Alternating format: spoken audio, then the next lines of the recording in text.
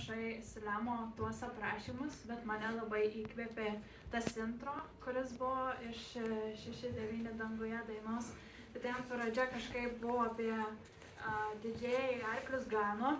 Tai kadangi turiu to malonumo pati tuos arklius paganyti, kai mokiausi, tai nuo to ir pradėsim šį vakarą. Didžėjaus duona. Didžėjaus duona yra tinginio.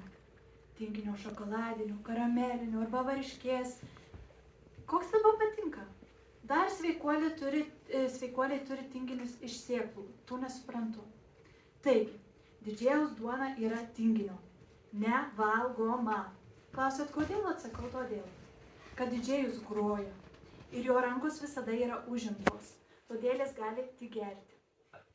Didžėjaus pagrindinė duona slypi, neatspėsit, mažame kvadratėlyje, taip, ir aš nekalbu apie jo butą.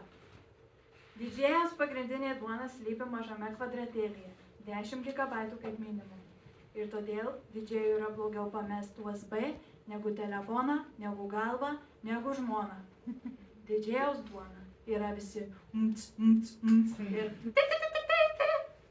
taigi, didžėjaus duona yra dirbu be sąskaitų faktūrų. Klausau? PMI? Velniškas greitis.